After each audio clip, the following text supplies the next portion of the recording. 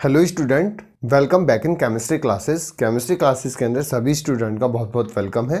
तो let's now start. Next term है हमारा आइसो इलेक्ट्रॉनिक। तो देखिए, सबसे पहले आइसो इलेक्ट्रॉनिक की बात करते हैं। आइसो इलेक्ट्रॉनिक में क्या होगा? इन दीज आयंस, इसमें आयंस भी हो सकते हैं, चाहे आपका कैटायन हो या एनायन हो। In this ions atom and molecules in which contain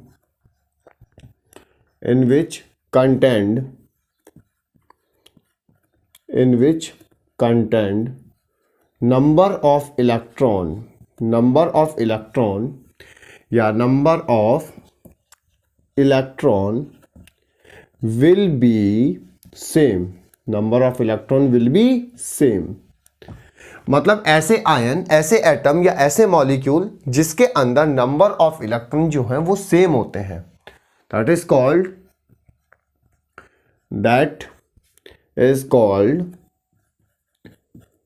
called iso electronic. उसे ही हम क्या बोलेंगे? Iso electronics. मतलब कहने का मतलब ये है कि आपके पास आयंस हो सकते हैं, इसके अंदर हम आयंस भी ले सकते हैं। तो आयंस के बारे में पता होगा आपका। पॉजिटिव आयन को बोलते हैं कैटायंस। उसके बाद हमारा होगा नेगेटिव। अब नेगेटिव के बाद बोल दिया एनायंस। एक तो कैटायंस हो गया और एक एनायंस हो गया। कैटायंस और एनायंस एक साथ मिलेंगे और इनको हम कंप्लीटली आयंस बोलेंगे। उसके बाद एटम्स के अंदर भी ऐसा हो सकता है, आप एटम्स भी ले सकते हैं और मॉलिक्यूल भी ले सकते हैं। मॉलिक्यूल्स, तो आयंस, एटम एंड मॉलिक्यूल्स के अंदर क्या होना चाहिए? नंबर ऑफ इलेक्ट्रॉन, यानी कि जो आप नंबर ऑफ इलेक्ट्रॉन निकालते हैं वो सेम आना चाहिए। Number of electron will be same. अगर ये number of electron will be same आ गए तो मतलब तीनों के तीनों आपस में वो क्या बन जाएंगे? वो बन जाएंगे आइसो इलेक्ट्रॉनिक। क्या बन जाएंगे? Iso electronic. देखिए एग्जांपल, देखिए इसका। जैसे आप देखोगे एग्जांपल Cl माइनस और आर्गन Ar। ठीक है, तो सबसे पहले इसको सिंप्लीफाई करते हैं, एक्सप्लेन करते हैं। Cl का, क्लोरीन का एटॉमिक नंबर 17 होता है और एटॉमिक मास 35 होता है। और आर्गन का एटॉमिक नंबर 18 होता है और इसका एटॉमिक मास 39 होता है। क्लियर?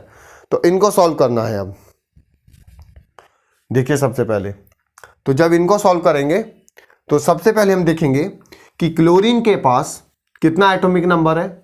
17 है। पर अब की बार ये न्यूट्रल एटम नहीं है, क्योंकि अब की बार इसके पास चार्ज है। और चार्ज भी कौन सा लिए बैठा है? माइनस वाला चार्ज भी इसके पास माइनस का चार्ज है। तो आपको मैंने ये भी बताया है कि जब किसी भी एटम के पास नेगेटिव चार्ज आएगा तो उसमें जितना नेगेटिव चार्ज होगा उतने ही इलेक्ट्रॉन मान करके ऐड कर देंगे किसके अंदर? एटॉमिक नंबर के अंदर। तो इसका एटॉमिक नंबर 17 है, तो एक नेगेटिव चार्ज है तो 17 में एक ऐड कर देंगे। अगर यहाँ पे 2 नेगेटिव चार्ज होता तो 2 ऐड कर देते। 3 नेगेटिव चार्ज होगा तो 3 को ऐड कर देंगे। 4 नेगेटिव चार्ज होगा तो 4 को ऐड कर देंगे। ठीक है, तो इसका मतलब यहाँ पे जो हो गया वो हो गया 17 प्लस एक सिंगल इलेक्ट्रॉन का नेगेटिव चार्ज, तो कितने हो गए? 18 इलेक्ट्रॉन। तो आप बताइए Cl नेगेटिव के अंदर कितने इलेक्ट्रॉन हो गए? 18। बट लेकिन अगर प्रोटीन की बात करें तो प्रोटॉन तो अब भी कितने ही है? 17 है। अगर मैं न्यूट्रॉन की बात करूंगा तो न्यूट्रॉन अब भी हमारे कितने हैं? 35 माइनस 17 यानी कि इजिकल टू 18। क्लियर? इस तरीके से निकल जाएंगे। अब जरा आर्गन की तरफ निकाल के देखिए, तो आर्गन के पास कोई भी चार्ज नहीं है, इसका मतलब आर्गन न्यूट्रल है। तो न्यूट्रल के अंदर जो नंबर ऑफ इलेक्ट्रॉन होते हैं वो एटॉमिक नंबर के इक्वल होते हैं। अब एटॉमिक नंबर है 18, तो इलेक्ट्रॉन भी कितने हो जाएंगे? 18। प्रोटॉन भी 18 हो जाएंगे और न्यूट्रॉन हो जाएगा 39 माइनस 18, इसका मतलब हो जाएगा 21। यानी कि इसके अंदर 21 न्यूट्रॉन है। तो मैंने देखा इसी के अंदर, इस स्पीसीज के अंदर, कि इसके अंदर भी 18 क्लोरीन आयन के अंदर भी 18 इलेक्ट्रॉन है और आर्गन के अंदर भी 18 इलेक्ट्रॉन है। जब दोनों के अंदर नंबर ऑफ इलेक्ट्रॉन सेम है तो इसका मतलब ही किसका एग्जांपल हो सकते हैं, iso electronic. It is the example of iso, is the example of iso electronic, it is the example of iso electronic. इस तरीके से हम निकाल सकते हैं। तो अब की बार बेटा बात करते हैं नेक्स्ट एग्जांपल को लेकर के। अब की बार हम मॉलिक्यूल लेंगे, मॉलिक्यूल्स के अंदर देखेंगे। तो जो मॉलिक्यूल्स हैं, अब की बार मैंने ले लिया सबसे पहले अमोनिया का मॉलिक्यूल्स। तो यहां पे जैसे ही हमारा आया अमोनिया, अमोनिया को बोलते हैं NH3, अमोनिया को बोला जाता है NH3। और एक तरफ हम ले लेंगे वाटर का मॉलिक्यूल, वाटर का मॉलिक्यूल बोले तो H2O। अब इनके अंदर आप नंबर ऑफ इलेक्ट्रॉन निकाल करके देखेंगे, अगर दोनों के अंदर नंबर ऑफ इलेक्ट्रॉन सेम आ गए, इसका मतलब ये क्या है, हमारे आइसो इलेक्ट्रॉनिक स्पीसीज हैं। तो देखिए सबसे पहले NH3, तो NH3 जो मिलकर के बना है वो नाइट्रोजन और हाइड्रोजन से मिलकर के बना है। तो नाइट्रोजन का एटॉमिक नंबर कितना होता है, 7। इसका मतलब नाइट्रोजन के अंदर नंबर ऑफ इलेक्ट्रॉन कितने होंगे, 7 इलेक्ट्रॉन। प्लस एक हाइड्रोजन के अंदर 1 इलेक्ट्रॉन होता है, पर मेरे पास देखिए यहाँ पे कितने हाइड्रोजन है, 3 हाइड्रोजन है। तो 3 हाइड्रोजन के अंदर 3 इलेक्ट्रॉन, तो 7 electron plus 3 electron is equal to कितना, 10 इलेक्ट्रॉन। क्लियर। उसके बाद यहाँ पे वाटर आया, तो मैं वाटर की बात करता हूँ। तो वाटर के मॉलिक्यूल के अंदर 2 हाइड्रोजन है और 1 ऑक्सीजन है। अब यानी कि एक हाइड्रोजन के अंदर 1 इलेक्ट्रॉन होता है, तो 2 हाइड्रोजन के अंदर 2 इलेक्ट्रॉन। तो बेटा यहाँ पे हम 2 इलेक्ट्रॉन प्लस ऑक्सीजन की बात करें तो ऑक्सीजन का एटॉमिक नंबर कितना होता है, 8। इसका मतलब जब ये ऑक्सीजन का एटॉमिक नंबर 8 होता है तो उसके अंदर इलेक्ट्रॉन भी कितने होंगे, 8। तो यहाँ पे 8 इलेक्ट्रॉन, तो टोटल कितने आ गए बेटा, 10 इलेक्ट्रॉन। यानी कि दोनों के अंदर नंबर ऑफ इलेक्ट्रॉन सेम आ रहे हैं कि नहीं आ रहे। तो अमोनिया के अंदर भी 10 इलेक्ट्रॉन आ रहा है और वाटर के अंदर भी 10 इलेक्ट्रॉन आ रहा है। अमोनिया के अंदर भी 10 इलेक्ट्रॉन और वाटर के अंदर भी 10 इलेक्ट्रॉन। इसका मतलब यहाँ पे देखिए ये दोनों कैसे हैं, ये दोनों जो हैं हमारे आइसो इलेक्ट्रॉनिक स्पीसीज हैं। कैसी स्पीसीज है वो, हमारी आइसो इलेक्ट्रॉनिक। ये हमारी दोनों की दोनों जो हैं आइसो इलेक्ट्रॉनिक स्पीसीज हैं। दोस्तों सभी स्टूडेंट इनके नोट्स जरूर बनाते चलना, ठीक है। Iso electronic species. अच्छा, ये आप खुद भी कुछ बना सकते हैं। आपने नाम सुना होगा नियोन, यानी कि 10 नियोन। नियोन को नियोन से एनी से लिखते हैं। इसके पास कोई भी चार्ज नहीं होता, तभी ये क्या आती है, इनर्ट गैस के अंदर आती है। इनके पास कोई भी चार्ज नहीं होता क्योंकि ये इलेक्ट्रॉन की शेयरिंग नहीं करता है। उसके बाद यहाँ पे अगर मैंने मान लिया Mg+2, मैग्नीशियम +2, तो अब बताइए ये दोनों आइसो इलेक्ट्रॉनिक है कि नहीं है। आइसो इलेक्ट्रॉनिक पॉसिबल में भी लग रहा है। क्यों? सबसे पहले मैं नियोन की बात करूंगा, तो नियोन का एटॉमिक नंबर कितना है, 10। अब नियोन तो मेरे पास न्यूट्रल है, उसके पास कोई भी चार्ज नहीं है। और जब किसी भी एटम के पास कोई भी चार्ज नहीं होता तो उसमें नंबर ऑफ इलेक्ट्रॉन उसके एटॉमिक नंबर के इक्वल होते हैं। अब इसमें नंबर ऑफ इलेक्ट्रॉन कितने हो जाएंगे, जितना इसका एटॉमिक नंबर कितना है, 10। तो यानी कि नंबर ऑफ इलेक्ट्रॉन भी कितने आ जाएंगे, नंबर ऑफ इलेक्ट्रॉन भी बेटा इसके अंदर 10 आ जाएंगे। बात करूंगा मैग्नीशियम की, बात यहां पे किसकी करूंगा, मैग्नीशियम की। तो मैग्नीशियम के करने के लिए यहां पे देखिए मैग्नीशियम का एटॉमिक नंबर कितना होता है, 12। पर मैंने क्या बताया था कि जब आपके पास कोई भी आयन हो, चाहे पॉजिटिव आयन हो या नेगेटिव आयन हो, तो नेगेटिव आयन की मैं बात करूंगा कि नेगेटिव आयन के अंदर जितना नेगेटिव चार्ज होगा उसको उसके एटॉमिक नंबर में ऐड कर देंगे, ठीक है। जैसे सपोज कर किसी भी एलिमेंट का एटॉमिक नंबर है x, पर उस पे चार्ज है -2, तो उसका जो टोटल नंबर ऑफ इलेक्ट्रॉन हो जाएगा x+2, यानी कि 2 नेगेटिव चार्ज को जोड़ दिया जाएगा। अगर इसी तरीके से हमारे पास पॉजिटिव चार्ज होता है तो पॉजिटिव चार्ज को एटॉमिक नंबर में से माइनस कर दिया जाता है। तो मैं मैग्नीशियम की बात करूं, हमने 10th में भी पढ़ा था कि मैग्नीशियम का एटॉमिक नंबर 12 होता है, पर लेकिन इस पर कितना पॉजिटिव चार्ज है, 2 पॉजिटिव चार्ज है। तो इसका मैं क्या करूंगा, 12 में से 2 को माइनस करूंगा, मेरे पास कितना आ जाएगा, 10। यानी कि नियोन के पास भी कितने इलेक्ट्रॉन है, नियोन के पास भी 10 इलेक्ट्रॉन है और मैग्नीशियम के पास भी 10 इलेक्ट्रॉन है। तो यहां भी 10 इलेक्ट्रॉन और यहां भी 10 इलेक्ट्रॉन, दैट्स क्लियर। तो दोनों के पास 10 इलेक्ट्रॉन है। इसका मतलब क्या है, जब दोनों के पास 10 इलेक्ट्रॉन है, इसका मतलब मुझे समझ में आ गया कि ये दोनों कैसे हैं, आइसो इलेक्ट्रॉनिक। कैसी स्पीसीज है बेटा ये, iso electronic species, that's clear. इस तरीके से हम सारी डेफिनेशन टर्मिनोलॉजी को आपको बता चुके हैं। इसके बाद हम इनके जैसे क्वेश्चन की शुरुआत करते हैं, इसे आप नोट डाउन कीजिएगा। तो आइए देखिए स्टूडेंट बेटा, कि इस अब जो हमने जितना भी इसके अंदर पढ़ा है, सारी जो थ्योरी पढ़ी है, सारी जो डेफिनेशंस पढ़ी हैं, उनको हम कहाँ कहाँ अप्लाई कर सकते हैं और किस तरीके से अप्लाई कर सकते हैं। तो सीखते हैं सबसे पहले अप्लाई करने का तरीका। अब अप्लाई करने के तरीके से सबसे पहले मैं आपको एक फॉर्मूला बताऊंगा, वो फॉर्मूला मुझे याद रखना है और वो फॉर्मूला जिस टाइप की क्वेश्चन है उनके अंदर बताऊंगा कि कैसे अप्लाई करना है। तो ये फॉर्मूला अप्लाई होगा मास परसेंटेज इंक्रीजमेंट के लिए कि final mass minus initial mass, final mass minus initial mass upon initial mass, final mass minus initial mass upon initial mass, percentage निकालना है तो 100। ये फॉर्मूला आप आंख मीच के लगा देना, आपका आंसर आ जाएगा। पर इसको लगाने से पहले आपको 2-4 चीज़ों के बारे में पता होना चाहिए ऐसे न्यूमेरिकल को सॉल्व करने के लिए। अगर मुझे किसी भी मास के अंदर परसेंटेज इंक्रीजमेंट देखना है कि इसको मैंने इतना कर दिया, इसको मैंने इतना घटा दिया, तो बताइए मास के अंदर कितना परसेंटेज इंक्रीजमेंट होगा या मास के अंदर कितना परसेंट डिक्रीजमेंट होगा। तो मास के अंदर इंक्रीजमेंट या डिक्रीजमेंट निकालने के लिए final mass minus initial mass, final mass minus initial mass upon initial mass into 100, इस तरीके से हम क्या कर सकते हैं, निकाल सकते हैं। That's clear. अब इसमें सबसे पहले सारी बात ये शुरू होने के बाद हम इसको देखते हैं कि कैसे इसका न्यूमेरिकल हमें करना है। तो सबसे पहले हम इसके अंदर समझेंगे कि उसने बोला कि mass of the neutron is double. तो पहले आप एलिमेंट को सेलेक्ट करेंगे ऐसे क्वेश्चन करने के लिए कि आपके कौन सा एलिमेंट आपको दिया गया है। तो मुझे एलिमेंट दिया है कार्बन, कार्बन का 6, कार्बन 12, जिसका एटॉमिक नंबर 6 होता है और एटॉमिक मास 12। अगर मैं इसमें इलेक्ट्रॉन की बात करूंगा तो इलेक्ट्रॉन का नंबर है 6, प्रोटॉन का नंबर है 6 और न्यूट्रॉन का नंबर भी कितना, 12 माइनस 6 यानी कि 6। ठीक है, तो इसका मैं क्या निकालता हूं, सबसे पहले मैं इसका मास निकालता हूं। अभी मुझसे चेंज करने के लिए नहीं बोला, अभी मैं अपनी तरफ से चल रहा हूं कि इसका अभी जब इसके साथ कोई भी छेड़छाड़ नहीं करेंगे तो इसके पास अपना भी तो मास कंटेन करेगा, और मास होता है न्यूक्लियन, नंबर ऑफ न्यूक्लियन, और नंबर ऑफ न्यूक्लियन का मतलब number of proton plus number of neutron. तो मतलब प्रोटॉन प्लस न्यूट्रॉन मिलकर के मास बनाएंगे। ठीक है, तो देखिए प्रोटॉन कितना है, प्रोटॉन है 6, न्यूट्रॉन कितना है 12 माइनस 6 यानी कि 6 प्लस 6 यानी कि 12, यानी कि 12 AMU। यानी कि कार्बन का इनिशियल मास कितना है, कार्बन का इनिशियल मास है 12 AMU। तो मैं यहां लिख सकता हूं इनिशियल मास कितना आ गया बेटा, इनिशियल मास आ गया 12 AMU। That's clear. अब क्वेश्चन को रीडिंग करते हैं।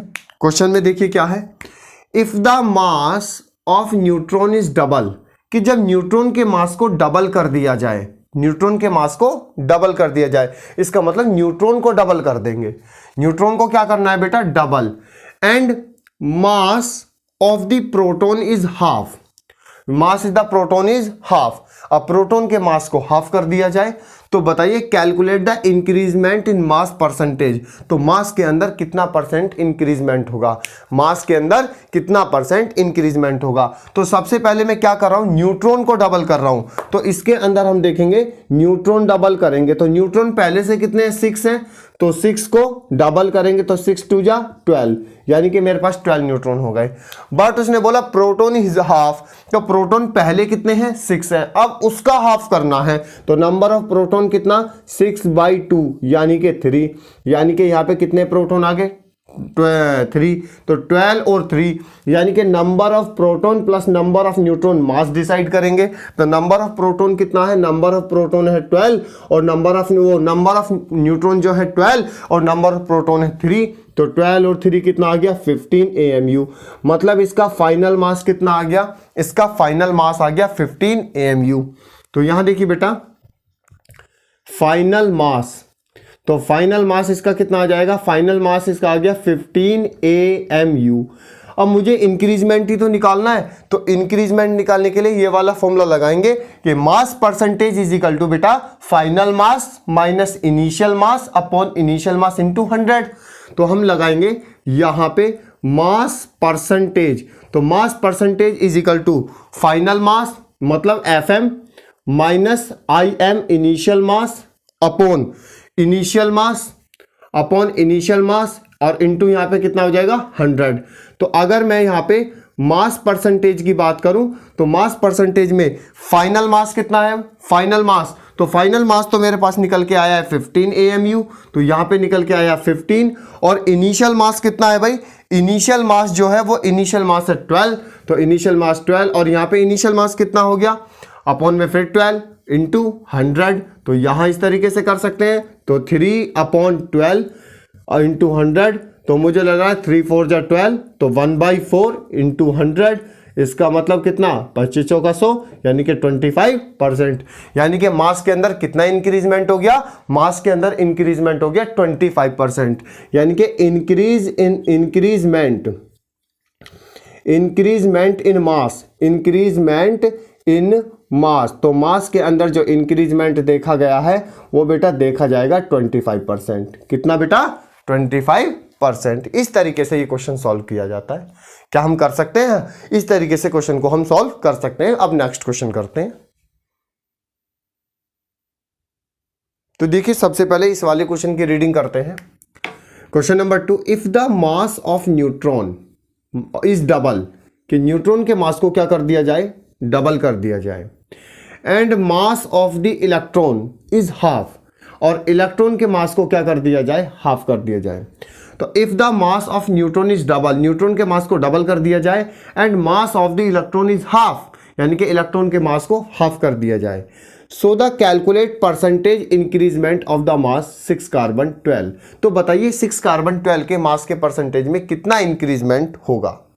तो पहले आप जानते हैं कि 6 कार्बन 12 इसके अंदर रिप्रेजेंट करेंगे तो नंबर ऑफ इलेक्ट्रॉन तो कितना आएगा 6, नंबर ऑफ प्रोटॉन भी कितना आएगा 6, और नंबर ऑफ न्यूट्रॉन 12 माइनस 6 बोले तो 6।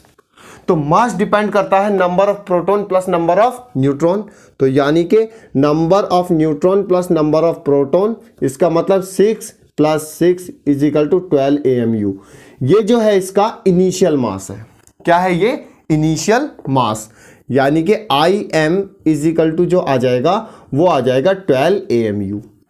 अब उसने क्या बोला, the mass of neutron is double. अब न्यूट्रॉन को डबल कर दिया जाए, नंबर ऑफ न्यूट्रॉन को डबल कर दिया जाए। तो पहले न्यूट्रॉन कितने थे बेटा, पहले न्यूट्रॉन 6 थे। अब न्यूट्रॉन को डबल कर दिया जाए तो नंबर ऑफ न्यूट्रॉन कितने हो जाएंगे, तो अब की बार 6 कार्बन 12 के अंदर अगर मैं न्यूट्रॉन की बात करूं तो 12 हो जाएंगे, ठीक। And the mass of electron is half, यानी कि नंबर ऑफ इलेक्ट्रॉन को हाफ कर दिया जाए, तो नंबर ऑफ इलेक्ट्रॉन पहले 6 थे तो 6/2 कर दिया जाए तो कितने इलेक्ट्रॉन आ गए, 3 इलेक्ट्रॉन आ गए। और नंबर ऑफ प्रोटॉन कितने आ गए, 6। तो इलेक्ट्रॉन, तो सबसे पहले देखिए अब इसका मास देखते हैं। तो मास डिपेंड करता है number of proton plus number of neutron. तो नंबर ऑफ न्यूट्रॉन तो डबल कर दिया, नंबर ऑफ न्यूट्रॉन 12 हो गया।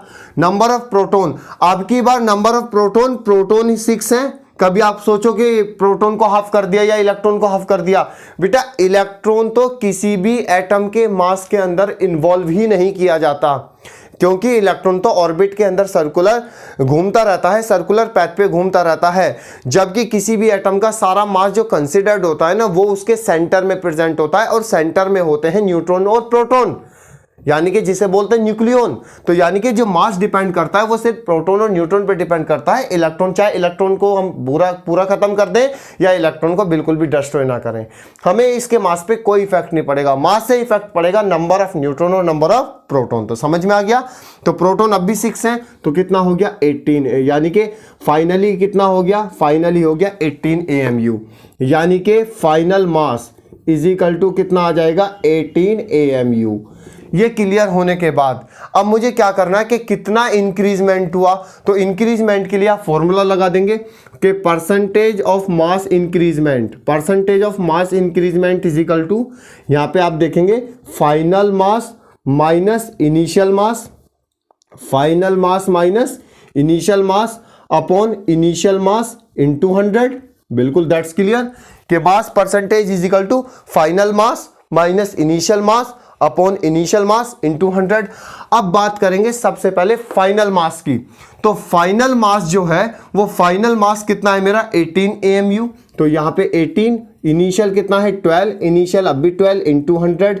तो मेरे पास लग रहा है सबसे पहले कितना आएगा 6/12, 6/12 इंटू 100 यानी कि 1/2, और 1/2 से ये कितनी बार चला जाएगा 50।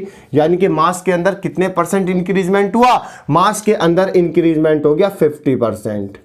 यानी कि अगर मैं किसी भी कार्बन के एटम में न्यूट्रॉन को डबल कर रहा हूं और इलेक्ट्रॉन को हाफ कर रहा हूं तो उसके अंदर मास परसेंटेज कितना इंक्रीजमेंट होगा 50%। यानी कि उसका 50% मास बढ़ जाएगा। क्योंकि 50% मास इसलिए बढ़ जाएगा क्योंकि मैंने अभी वैसे भी दिमाग लगाओ कि मास डिपेंड करता है न्यूट्रॉन और प्रोटॉन पर, मास डिपेंड करता है न्यूट्रॉन और प्रोटॉन पर। तो मैंने न्यूट्रॉन ही तो डबल करे हैं। अगर न्यूट्रॉन भी डबल कर देता और प्रोटॉन भी डबल कर देता तो 100% ही डबल हो जाता, मास तो डबल ही हो जाता। पर लेकिन मैंने सिर्फ न्यूट्रॉन को डबल किया है। जब न्यूट्रॉन को डबल किया है तो इसका मतलब सिर्फ इसको डबल किया है, इसका मतलब 50% और बढ़ गया होगा हमारा मास। इस तरीके से भी हम कैलकुलेट कर सकते हैं। तो नोट डाउन कीजिएगा इसे।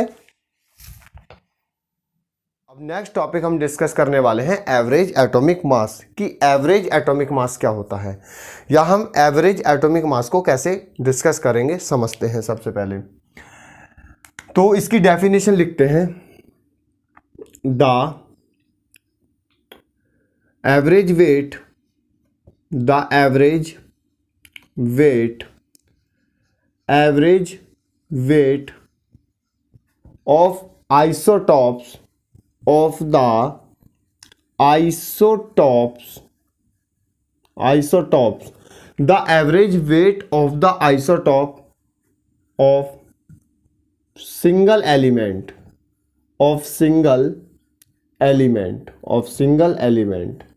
the average weight of the isotope of single element is called average atomic mass, is called average atomic mass।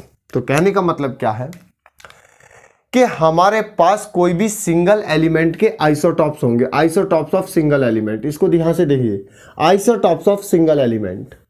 आपके पास कोई भी सिंगल एलिमेंट है x, ठीक है ना, इसको x को मैंने मान लिया सिंगल एलिमेंट। ध्यान से समझना, सिंगल एलिमेंट। अब इसके मैंने 3 आइसोटॉप्स मान लिए। मैंने मान लिया x1, एक आइसोटॉप्स मैंने मान लिया x2 और एक आइसोटॉप्स मैंने मान लिया x3, ठीक है ना।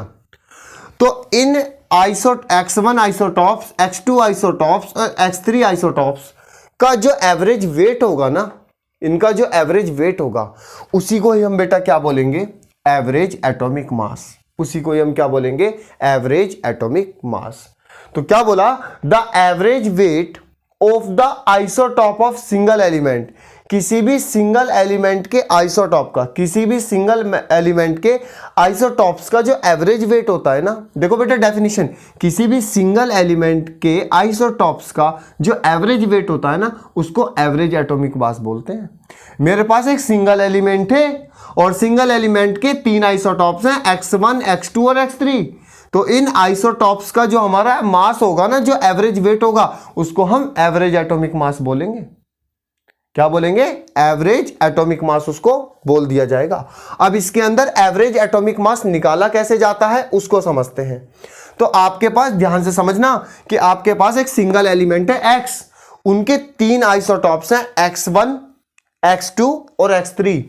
तो मैंने मान लिया पहले आइसोटॉप्स का वेट हो गया W1, दूसरे आइसोटॉप्स का वेट हो गया W2 और तीसरे आइसोटॉप्स का वेट हो गया W3।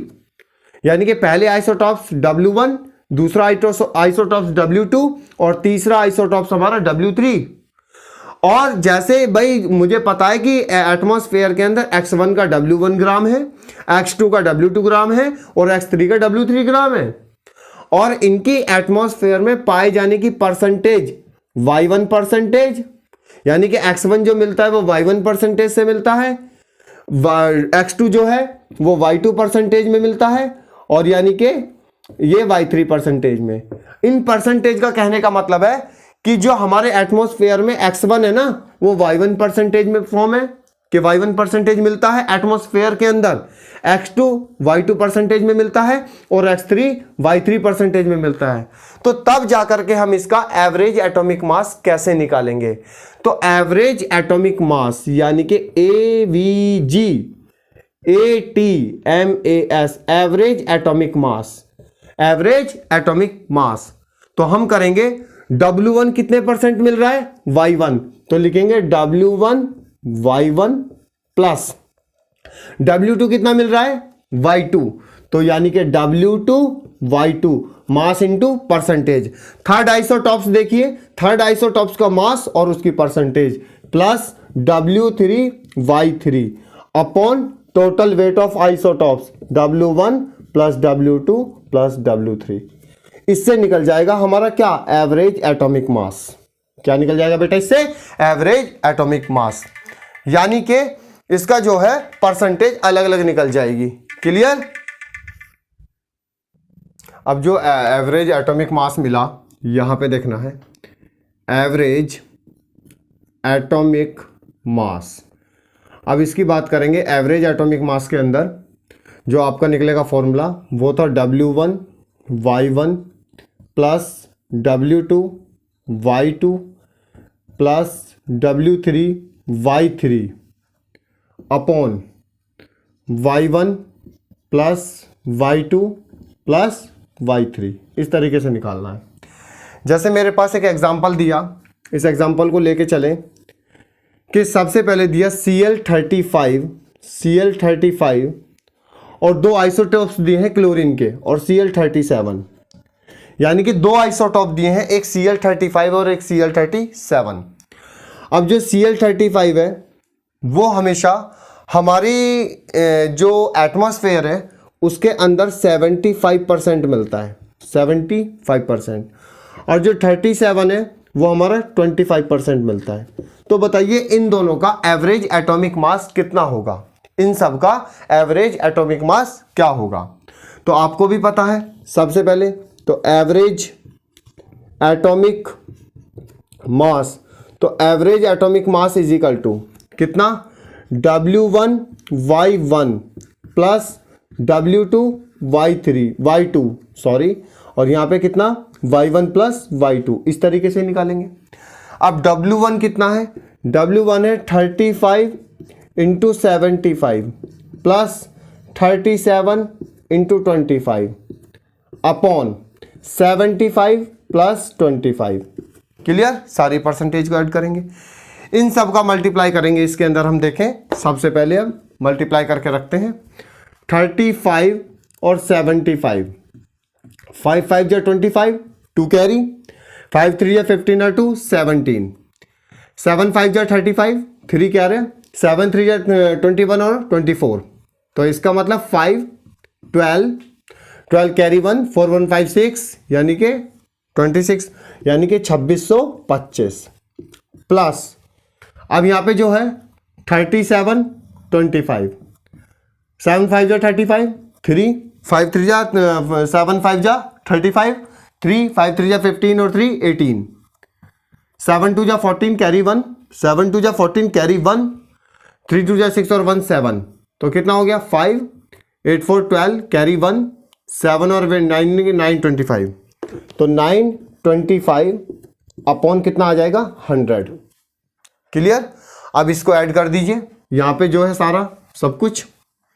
तो 2625 और यहां पे कितना हो गया? 925, 5 और 5 10 कैरी 1, 2 और 2 4 और 1 5, 9 और 6 15 कैरी 1 और कितना हो गया? 2 और 1 3।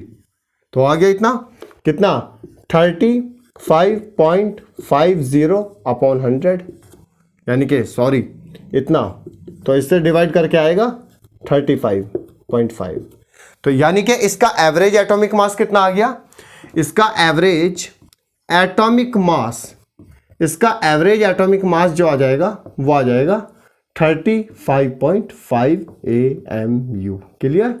इस तरीके से निकाल सकते हैं किसी भी आइसोटॉप्स का जो एटमॉस्फेयर के अंदर डिफरेंट डिफरेंट परसेंटेज की फॉर्म में प्रेजेंट है, उनका एवरेज एटॉमिक मास। क्लियर है? बस ये फॉर्मूला आपको याद रखना है। और इसी के साथ हमारी जो बेसिक डेफिनेशंस थी उनका टॉपिक हमारा खत्म हो चुका है। बेसिक चीज़ें हमारी खत्म हो चुकी हैं। कल हम इसके अंदर स्टार्ट करने वाले हैं दो चीज़ें। एक तो सबसे पहले इलेक्ट्रोमैग्नेटिक वेव, यानी कि जो हमारी सोलर एनर्जी होती है या इलेक्ट्रॉन की जो एनर्जी होती है उसके बारे में पढ़ना है हमें। क्या? इलेक्ट्रोमैग्नेटिक वेव, या इलेक्ट्रोमैग्नेटिक वेव का दूसरा नाम है रेडिएंट एनर्जी। तो हम रेडिएंट एनर्जी पढ़ेंगे। साथ में रेडिएंट एनर्जी के साथ साथ एक हम थ्योरी स्टार्ट करेंगे, प्लांक क्वांटम थ्योरी। तो कल का लेक्चर बहुत अच्छा होगा, उसको मिस नहीं करना है कल की क्लास को। थैंक यू बेटा आज की क्लास के लिए। अब नेक्स्ट टॉपिक हम डिस्कस करने वाले हैं एवरेज एटॉमिक मास, कि एवरेज एटॉमिक मास क्या होता है, या हम एवरेज एटॉमिक मास को कैसे डिस्कस करेंगे समझते हैं। सबसे पहले तो इसकी डेफिनेशन लिखते हैं। The average weight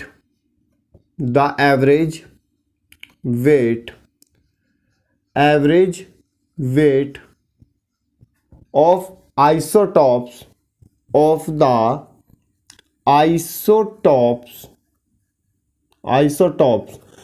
average weight of the isotope of single element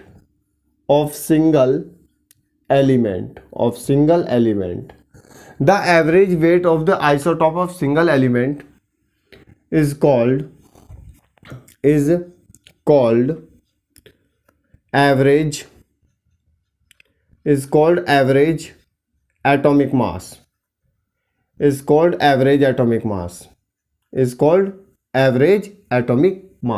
तो कहने का मतलब क्या है कि हमारे पास कोई भी सिंगल एलिमेंट के आइसोटॉप्स होंगे, आइसोटॉप्स ऑफ सिंगल एलिमेंट। इसको ध्यान से देखिए, आइसोटॉप्स ऑफ सिंगल एलिमेंट।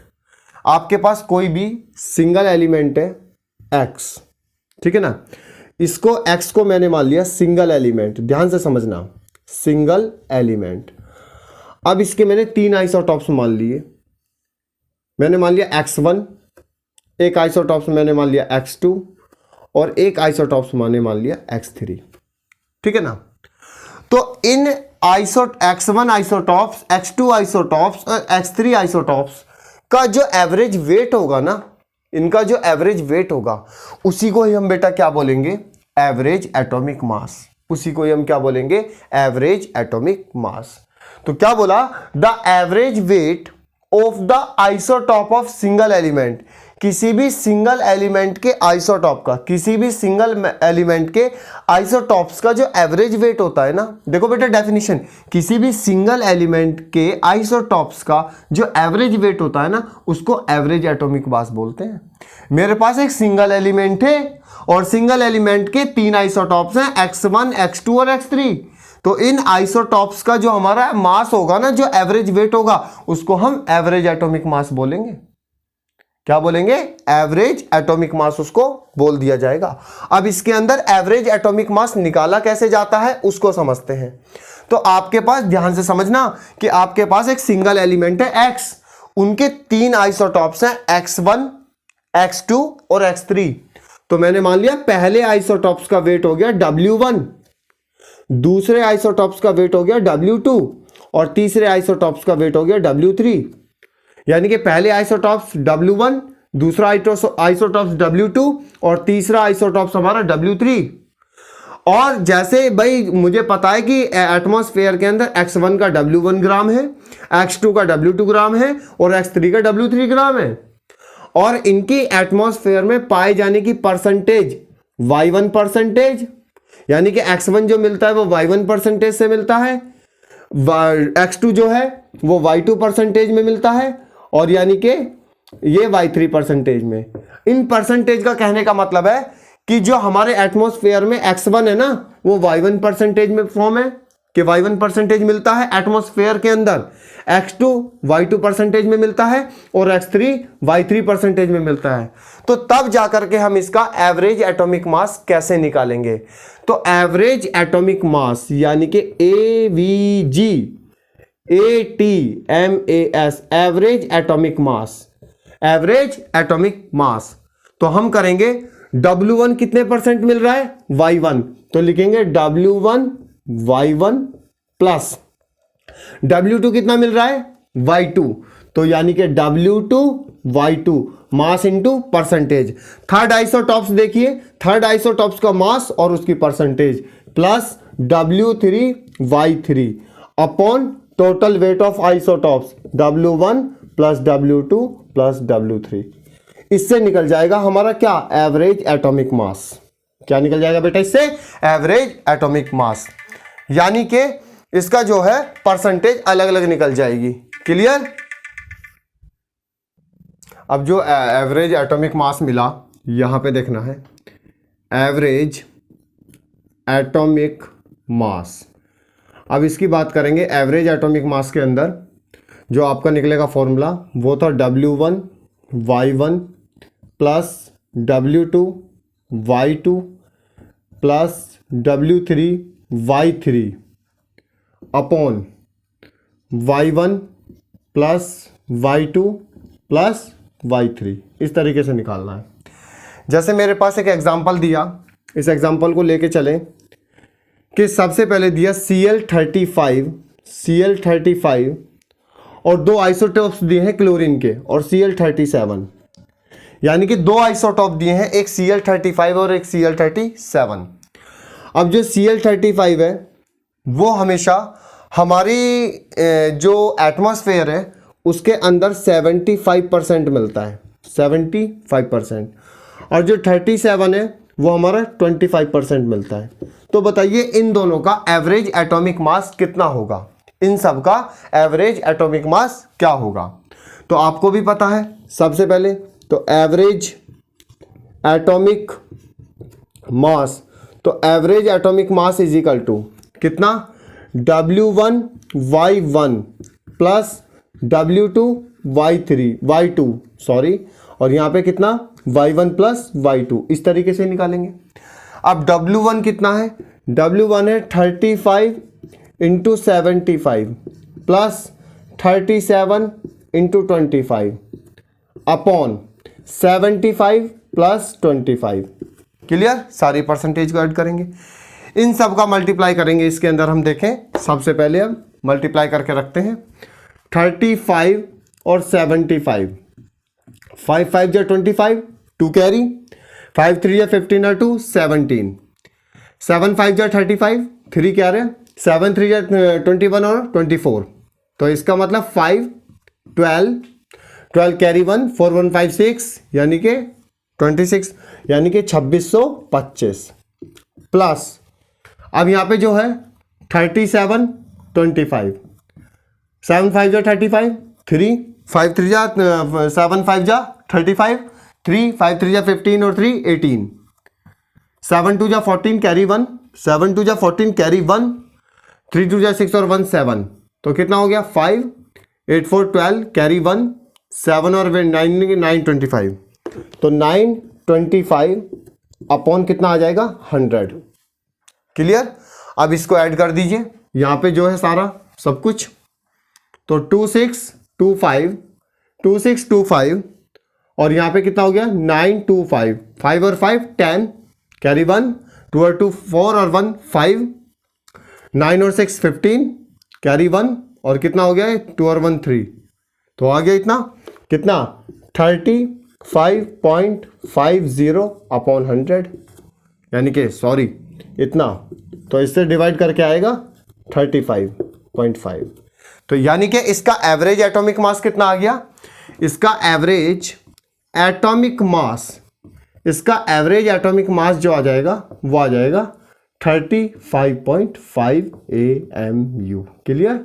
इस तरीके से निकाल सकते हैं किसी भी आइसोटॉप्स का जो एटमॉस्फेयर के अंदर डिफरेंट परसेंटेज की फॉर्म में प्रेजेंट है, उनका एवरेज एटॉमिक मास। क्लियर है? बस ये फॉर्मूला आपको याद रखना है। और इसी के साथ हमारी जो बेसिक डेफिनेशंस थी उनका टॉपिक हमारा खत्म हो चुका है। बेसिक चीजें हमारी खत्म हो चुकी हैं। कल हम इसके अंदर स्टार्ट करने वाले हैं दो चीजें। एक तो सबसे पहले इलेक्ट्रोमैग्नेटिक वेव, यानी कि जो हमारी सोलर एनर्जी होती है या इलेक्ट्रॉन की जो एनर्जी होती है उसके बारे में पढ़ना है हमें। क्या? इलेक्ट्रोमैग्नेटिक वेव, या इलेक्ट्रोमैग्नेटिक वेव का दूसरा नाम है रेडिएंट एनर्जी। तो हम रेडिएंट एनर्जी पढ़ेंगे, साथ में रेडिएंट एनर्जी के साथ साथ एक हम थ्योरी स्टार्ट करेंगे, प्लांक क्वांटम थ्योरी। तो कल का लेक्चर बहुत अच्छा होगा, उसको मिस नहीं करना है कल की क्लास को। थैंक यू बेटा आज की क्लास के लिए।